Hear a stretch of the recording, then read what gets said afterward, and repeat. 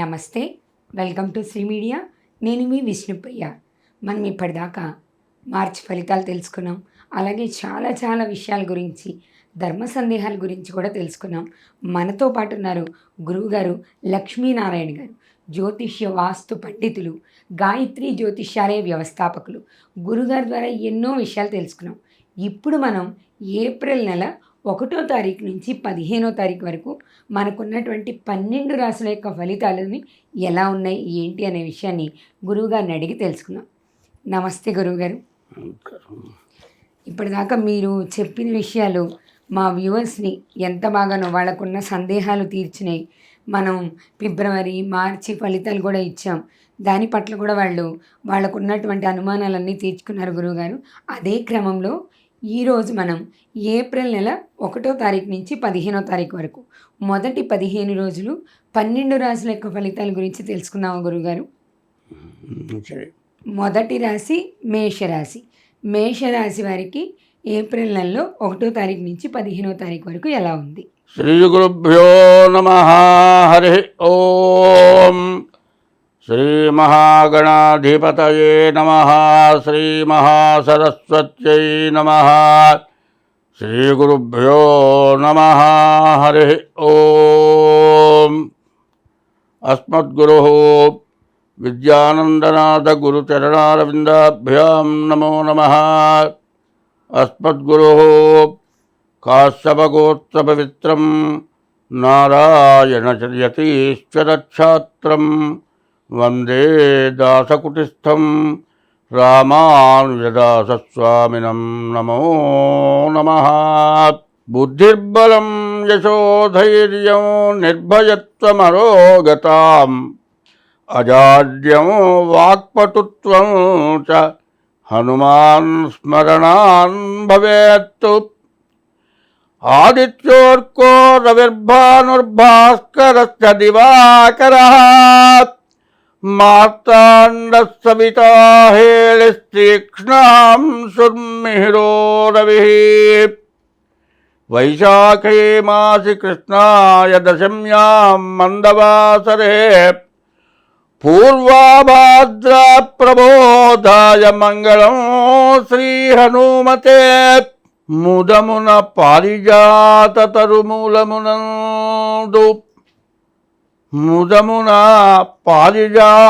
తరుమూలమునందు అతి సూక్ష్మరూపుడై హృది రఘువీరునామమును ఎప్పుడు జపించుచు రామభక్తులను బదలక బ్రోచుచుండు.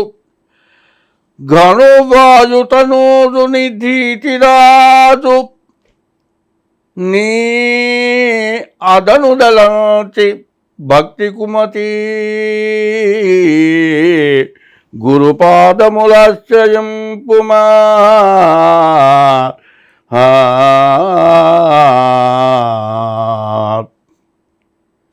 ఈ రోజున 2024 ఏప్రిల్ నెల 1వ తారీఖు నుండి 15వ తారీఖు వరకు ఏప్రిల్ నెలలో పక్షమల 15 రోజుల యొక్క మేషరాశి నుండి మీనరాశి వరకు ఏ రాశికి ఆ రాశి విడివిడిగా రాశి ఫలితాలు చెప్పుకుందాం.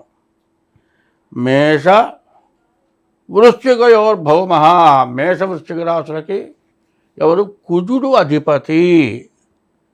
ఆ కుజుడు బాగుంటే అన్నీ బాగుంటాయి. రాశి అధిపతి అయినటువంటి కుజుడు బాగుంటే ఏకాదశంలో కుజుడున్నాడు. అందులో ఏకాదశంలో శని ఉన్నాడు. కుంభరాశిలో కుజుడు శని ఇద్దరు కూడా మేషరాశికి చాలా బలమైనటువంటి స్థితిలో ఉన్నారు. తర్వాత శుక్రుడు ద్వాదశంలో ఉన్నాడు. కేతువు 6ంట ఉన్నాడు. ఇప్పుడు మనం చెప్పుకునేది 6 గ్రహాలు చాలా బాగా ఉన్నాయి, చాలా బలవత్తరంగా ఉన్నాయి. అయితే ఎప్పుడు కూడా మనం ఒకటి ఆలోచించాలి.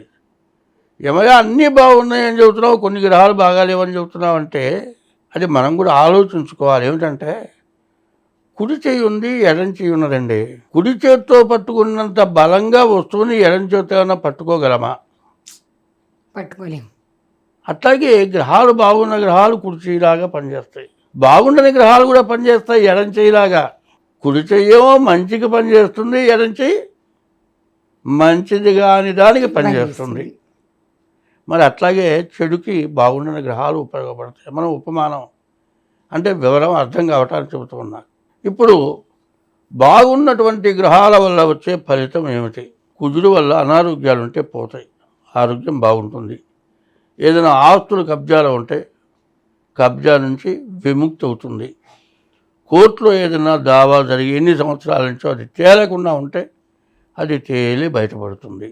తర్వాత ఎప్పటి నుంచో ఒక ఇల్లు స్థలమో పొలమో కొనుక్కున్నాం అని డబ్బులు దాచిపెట్టుకొని తిరిగి వెతికి మనకు కావాల్సినటువంటి స్థలం కానీ ఇల్లు కానీ దొరక్క ఈ డబ్బులు ఖర్చు అయిపోయిన రోజులు ఉంటాయి.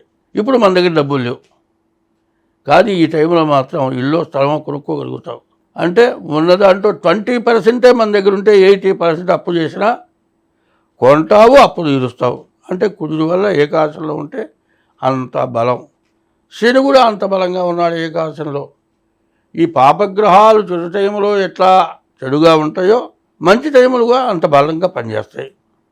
తర్వాత కేతుశిఖి ధ్వజో ధూమ్ర ఉత్పాతో బహురూపకృతం. ఈ కేతువు యొక్క స్వభావం ఏంటి? చెడుగా ఉన్నప్పుడు ఏం చేస్తాడు?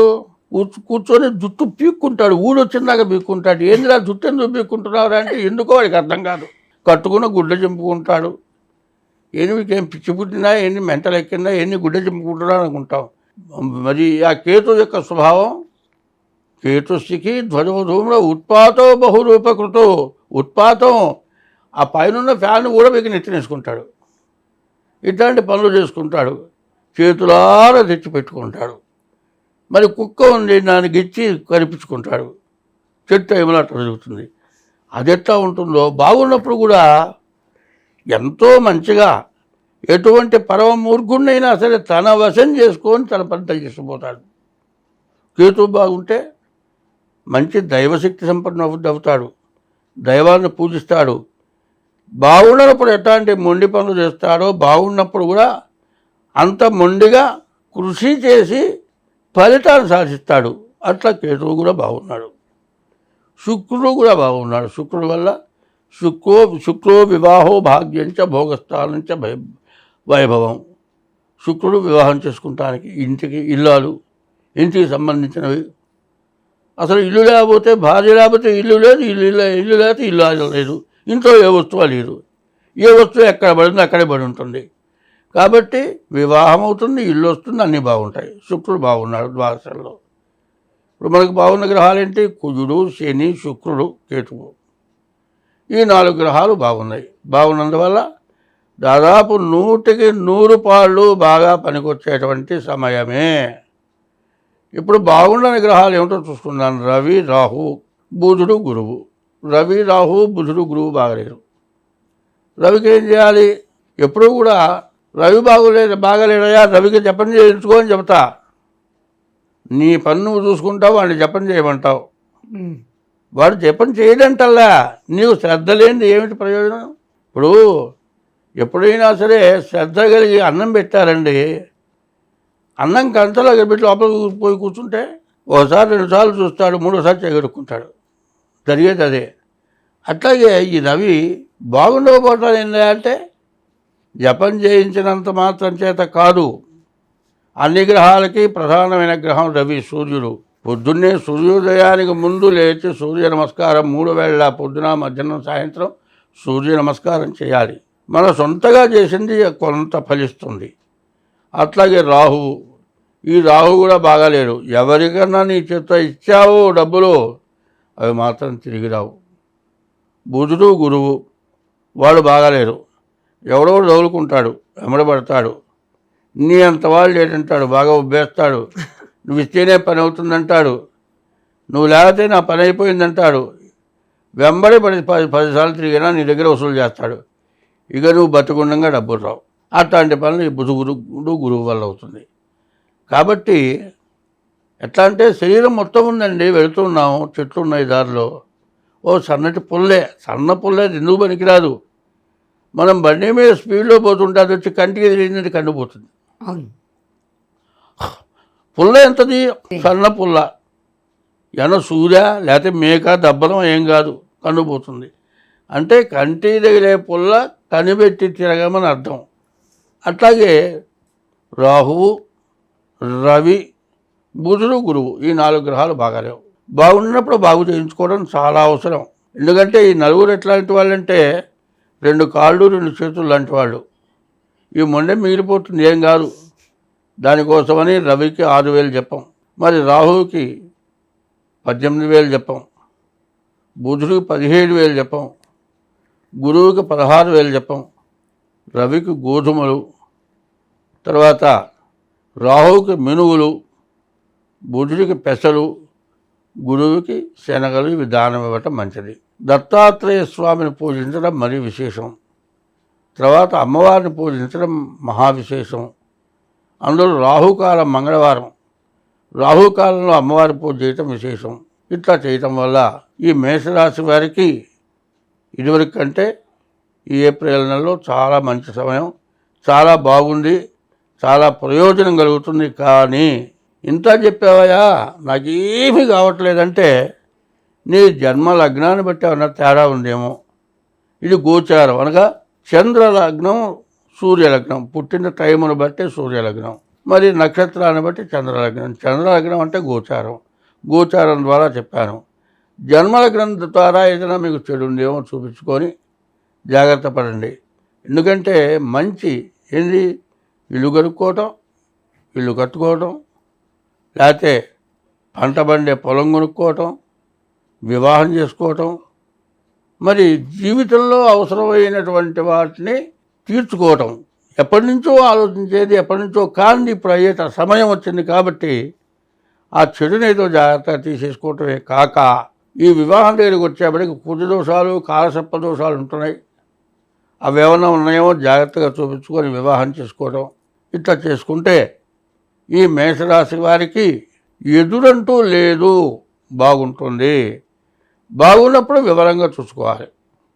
ఎందుకంటే మనం బాగున్నాం కదా అని ఎగురుకుంటూ పోతే కాలికి దెబ్బ తగిలితే మొత్తం శరీరం మొత్తం మూలబడుతుంది. కాబట్టి జాగ్రత్తగా నడిచిపోవాలి, జాగ్రత్తగా ఉండాలి, జాగ్రత్తగా చేసుకోవాలి. ఇది చాలా బాగుంటుంది. ఇప్పుడు మేషరాశి వారికి ఇప్పుడు మీరు చెప్పిన ఆ పరిహారాలన్నీ ఈ 15 రోజుల్లోనే చేసుకోవాలి గురుగారు? ఈ 15 రోజుల్లో చేసుకుంటే దాదాపు ఈ సంవత్సరంలా కూడా బాగుంటుంది. ఇప్పుడు మనం చెప్పుకునే ఇవన్నీ ఈ జపాలు, హోమాలు మొదటి 15 రోజులు. రవి నెల రోజులే ఉంటాడు, రవికి నెల రోజులే పనిచేస్తుంది. రాహు 18 సంవత్సరాలు ఉంటాడు, ఈ రాహుకి 18 సంవత్సరాలు పనిచేస్తుంది. బుధుడు 17 సంవత్సరాలు ఉంటాడు, 17 సంవత్సరాలు పనిచేస్తుంది. అంటే గురువు 16 సంవత్సరాలు ఉంటాడు, గురువుకి 16 సంవత్సరాలు, శుక్రుడికి 20 సంవత్సరాలు. ఈ ఒక్కొక్క గ్రహానికి ఒక్కొక్క సంఖ్య ఉంది. అట్లాగే ఏ గ్రహానికి ఆ సంఖ్య. తద్దశాంశం మరి 20 సంవత్సరాలు శుక్రుడు అన్నాం, 200 సార్లు క్షీరతర్పణ, తద్దశాంశం మరి 100 సార్లు హోమం. ఇట్లా చేసుకుంటూ వస్తే మనకు ఎటువంటి సమస్య లేకుండా బాగుంటుంది. శరీరంలో నవగ్రహాలు ఎంతో, నవరంధ్రాలు కూడా అంతే. ఈ నవరంధ్రాల్లో ఏది తేడా వచ్చినా, ఏ గ్రహం తేడా వచ్చినా ఇట్లాంటివి వస్తూనే ఉంటాయి. కాబట్టి ఈ నవరంధ్రాల్లో ఏది పని చేయకపోయినా సమస్య వస్తుంది. కాబట్టి తప్పనిసరిగా కళ్ళు జాగ్రత్తగా చూసుకోవాల్సిందే, గాలి పీల్చుకుంటే ముక్కు చూసుకోవాల్సిందే, తినే నోరు కావాలి, ఈ నోట్లో ఉండే నాలుక అంతకంటే కావాలి, చెవులు కావాలి, మరి విసర్జనాస్త్రాలు అవి కావాలి, అన్నీ జాగ్రత్తగా చూసుకోవాల్సిందే. కాబట్టి చేపకు ఒక గ్రహం చెబుతున్నాడని మాత్రం ఆలోచించడం ఉత్తమం తప్పు. మనం ఎప్పుడూ కూడా తెల్లవారు లేవగానే మొహం కడుక్కుంటే కానీ కళ్ళు సక్రమంగా కనపడవు. నోట్లో పుక్కిలించి ఉమ్మేస్తే కానీ ఏదైనా తినడానికి తాగడానికి పనికిరాదు. అదే పాచి మొహం కడుక్కోకపోతే మన నోరే మనకు వాసన వస్తుంది.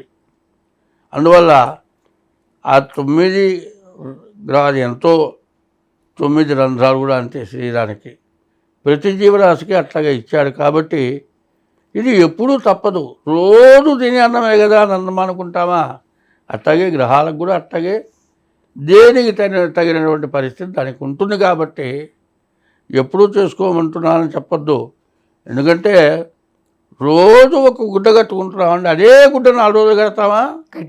కట్టుకోం. ఇవాళ కట్టుకున్న గుడ్డ తీసేసి రేపు కట్టుకుంటున్నాము.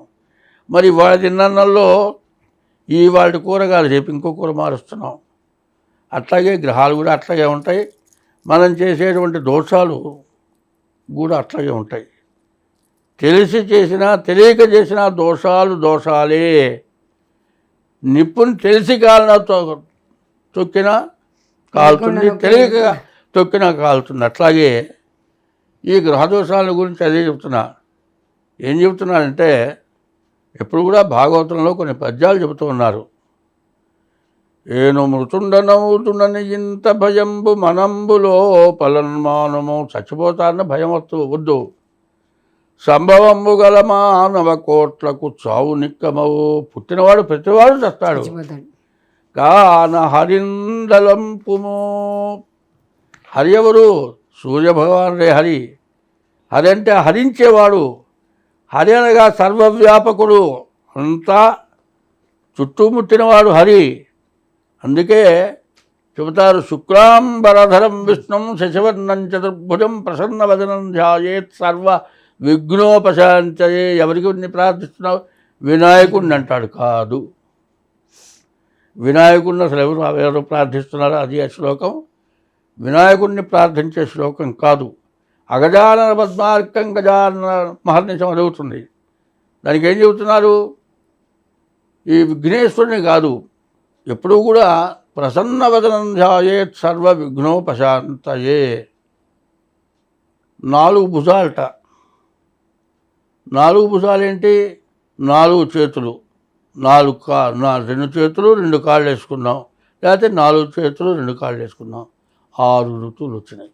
మరి మాసాలు 12 వచ్చినాయి, అదొక భాగం. మరి శుక్లపక్షం కృష్ణపక్షం అవి 2. మరి తిథి వార నక్షత్రాలు. ఇన్నిటికీ ప్రధాన కారకుడు ఇవి జరగటానికి సూర్యభగవానుడు. శుక్లాంబరధరం విష్ణు. శుక్లం అంటే తెల్లగా ఉంది, బరధరం అంబరం ఆకాశం, విష్ణువు అనగా సర్వం వ్యాపించున్నాడు. శుక్లాంబరధరం విష్ణు. శశివర్ణం తెల్లటి స్వరూపం కలిగి ఉన్నాడు.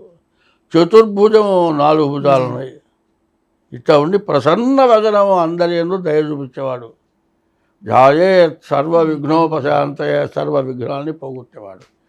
అటువంటి సూర్యభగవానుడు ఈ పంచాంగానికి ప్రధానమైన కారకుడు, గ్రహాలన్నిటికీ అధినాథుడు అయినటువంటి ఆయన్ని ప్రార్థన చేస్తున్నాం. ప్రతి పూజకి పెళ్లి చేసుకుంటే శుక్లాంబరధరం, పెళ్లి చేస్తుంటే నామకరణం చేస్తుంటే, ఏదైనా దేవుని పూజ చేస్తుంటే ప్రార్థిస్తున్నాం. కానీ ఎవరిని ప్రార్థిస్తున్నారంటే ఎవరికేం తెలుస్తుంది? వినాయకుడు అనుకుంటున్నారు. అందుకోసం చేసేది అర్థం తెలుసుకొని చేయాలి. అర్థం తెలుసుకోకుండా చేస్తే అది మనం చేసే విధానంగా చేయలేము, అంటే వ్యర్థమైపోతుందని చెప్పాలి. కాబట్టి ఈ గ్రహశాంతులు అనేవి తప్పవు. అందుకోసమే మానవుడు ఎవడైనా సరే బతికేది ఎన్నాళ్ళు బతుకుతామో తెలియదు. ఇవాళతో అయిపోతుంది, ఇవాళ బతుకుతున్నాం, ఇవాళతో పోతున్నాం అనే ఉద్దేశంతో మంచి పనులు చేయాలి. రేపు ఉంటామో ఉండమో, పుట్టినవాడు ఎప్పుడు పోతాడో తెలియదు. అందుకోసమని ఏను మృతుండనవుదునని ఇంత భయంబు మనంబు లోపలన్మానము, సంభవంబు గల మానవ కోట్లకు చావు నిక్కమవు, కాన హరిందలంపుము. ఎప్పుడూ భగవంతుడిని స్మరించు, నీకు ఎటువంటి దోషాలు కూడా రావు, బాగుంటావు. మనం ఆ పని మాత్రం చేయట్లే. నోరు తెలిస్తే ఏదో లోకాభిమానం, వాడు కొట్టేట్లా ఉంది, వీడి కొట్టేట్లా ఉంది, పక్క వాళ్ళు ఎట్లా ఉన్నారు, ఇటువంటి ఆలోచనలు తప్పితే ఒంటరిగా కూర్చున్నప్పుడు భగవంతుడిని స్మరిస్తే, భగవంతుడిని పూజిస్తే ఏ గ్రహం నిలబట్టదు, దైవానుగ్రహం నీకు ఉంటుంది. ఆయన అనుగ్రహం ఉంటే ఈ గ్రహాలు ఏ గ్రహాలు నిన్నేమి చేయవు అని చెప్పున్నది. అది స్వస్తి.